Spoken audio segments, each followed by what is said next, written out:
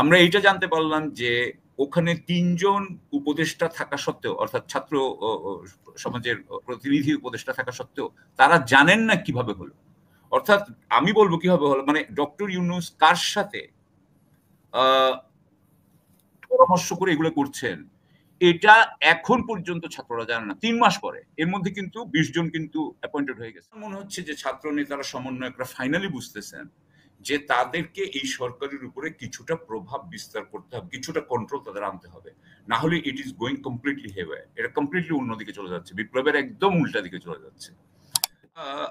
যখন এই ৮ই আগস্ট যখন ওনারা যখন ইয়ে করেন, থ্যাংক ইউ, ওনারা যখন শপথ নেন, শপথ নেওয়ার সাথে সাথেই কিন্তু একটা কথা হয়েছিল।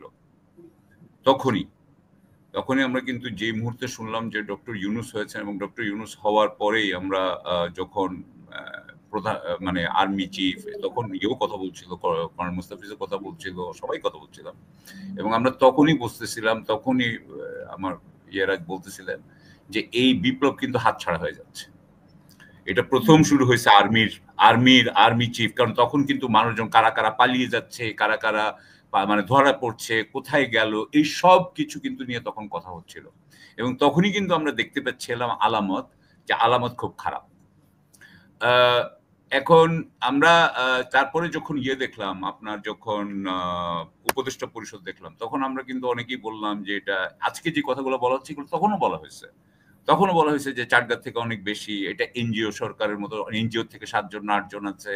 এটা বলা হয়েছে আপনার এখানে ডেইলি স্টার, সরি প্রথম আলোর কলামিস্ট ধরলেই এনাদের বেশিরভাগ লোককে পাওয়া যাবে, এরকম নানান কথা বলা হয়েছে। সো যে কথাগুলো তখন বলা হয়েছে, আজকে ৩ মাস পরে কিন্তু এগুলো আমরা বুঝতে পারছি। আমরা আজকে বুঝতে পারছি।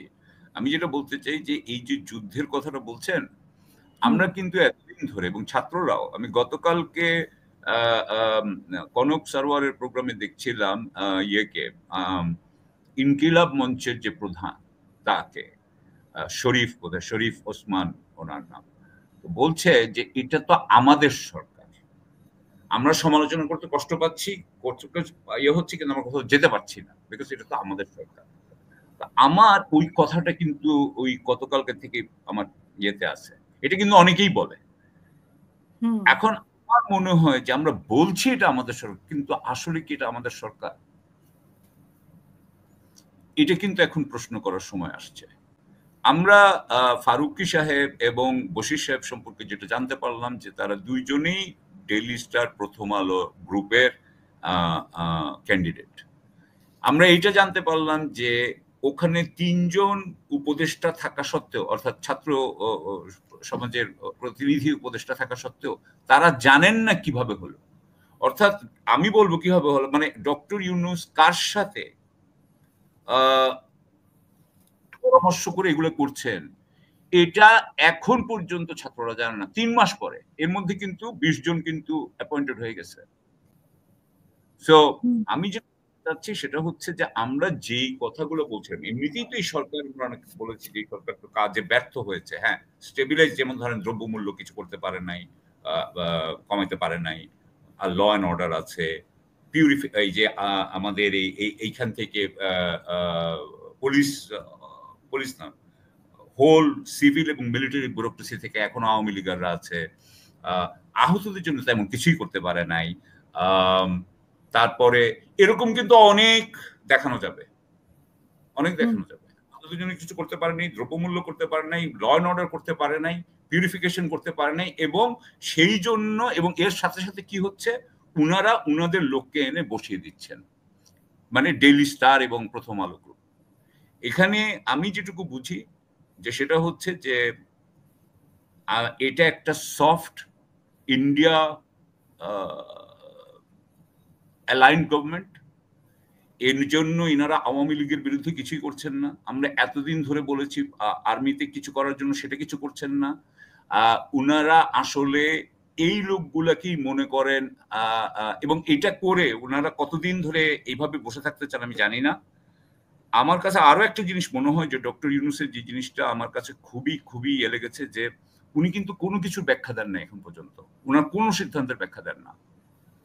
কেন উনি এই সিদ্ধান্তগুলো নিচ্ছেন এইভাবে, এবং এটার জন্য উনি কি যে সমালোচনা শুনেছেন কিনা? যাতে দিতে না হয় তার জন্য তো একটা অধ্যাদেশও জারি হচ্ছে।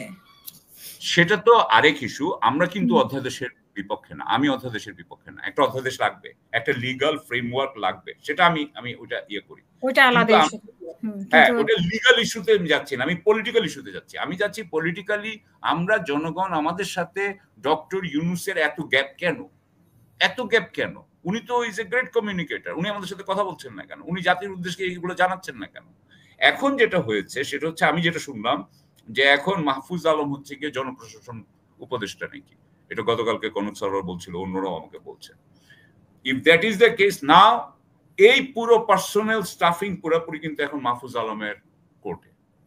তাহলে দ্যাট ইজ, আমার কথা হইলো লেট ইট বি, আমি কিন্তু এটার সাপোর্টে আছি। আমার কথা হচ্ছে লেট মাহফুজ ডু ইট। এতদিন ধরে যেখানে আলী ইমাম মজুমদার সাহেবকে নিয়ে আমরা অনেক ইয়ে করেছি, আমি কিন্তু মনে করি ওখানেও গিয়েছে। হতে পারে এমন যে ছাত্ররা এখন এটা আলটিমেটাম দিয়েছে যে আর আমরা এটা নিব না, সুতরাং আমরা ওখানে বসলাম। আমাকে এটাও আমি কখনো কখনো শুনেছি যে কোনো ইম্পর্টেন্ট ডকুমেন্ট মাহফুজ আলমের থ্রু দিয়েই যাবে, যে কোনো important document. I hard, I don't know how far that is true. So আমার মনে হচ্ছে যে ছাত্র নেতারা, সমন্বয়করা ফাইনালি বুঝতেছেন যে তাদেরকে এই সরকারের উপরে কিছুটা প্রভাব বিস্তার করতে হবে, কিছুটা কন্ট্রোল তাদের আনতে হবে, না হলে ইট ইজ গোয়িং কমপ্লিটলি হেওয়ে, এটা কমপ্লিটলি অন্যদিকে চলে যাচ্ছে, বিপ্লবের একদম উল্টা দিকে চলে যাচ্ছে। এখন এই উনারা এই যে কনস্টিটিউশন নিয়ে আরেকটা, ওনাদের যে শপথ নেওয়ার সময় ওরা যখন প্রেসিডেন্টের সাথে নিল, তখন আমরা কিন্তু অনেকেই বলেছিল, অ্যাকচুয়ালি আমি একা না, অনেকেই বলেছে যে ওটা ওনারা শহীদ মিনার নিলেন না কেন?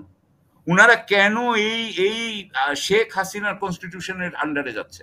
এখন আমি শুনতেছি যে ওই যে কনস্টিটিউশনে যে সে শপথ নিচ্ছে ইয়েতে, আপনার মাহফুজ 2 দিন আগে নিয়ে, যে সে পরের দিন যে শেখ মুজিবের ছবি নামিয়ে দিয়েছে, এটা নিয়ে সমালোচনা হচ্ছে যে কেন? কারণ হচ্ছে যে এটা স্ববিরোধিতা। এখন এটা তো ট্রু, এটা কন্ট্রাডিক্টরি, এটা ট্রু, কিন্তু আমাদের এটা কিছু করার নাই, আসলে তো এটা বলতে হবে। সো অল, আপনি যদি পুরো জিনিসটা দেখেন, আমি যেটুকু বুঝি সেটা হচ্ছে ভীষণভাবে ক্ল্যারিটির অভাব, প্রায়োরিটির অভাব। কোনটা আগে করব, কোনটা পরে করব, কোনটা তারপরে করব, এটা কিছু বোঝা যাচ্ছে না। এবং সেই জন্য আমরা এটা মানে আমি কি বলবো, প্রত্যেকটাতেই আমরা হাফ সফল, কোয়ার্টার সফল হয়ে যাচ্ছি। তো এই জন্য আমার মনে হয় যে দিস ইজ দ্য টাইম, ক্রান্তিকাল। এখন যে বলা হচ্ছে যে যুদ্ধ, এটা বলা হচ্ছে যে নাও ইট ইজ টাইম যে সমন্বয়কদেরকে, এই সরকারকে বিপ্লবী সরকারের দিকে নিয়ে যেতে হবে। এটা সময় হয়ে গেছে, আর সময় নাই। আর এটা যদি না করে, তাহলে কিছুদিন পরেই ট্রাম্প আসতেছে, ইতিমধ্যেই ইন্ডিয়া তো ইজ ভেরি ভেরি অ্যাক্টিভ। সুতরাং এটা আমাদের আর বেশি সময় নাই। So this is time. এবং আমি এটা সাপোর্ট করি যে যদি ছাত্ররা মনে করে যে তারা এটাকে বিপ্লবী ক্যারেক্টার আবার আনবে। ধন্যবাদ। অসংখ্য ধন্যবাদ।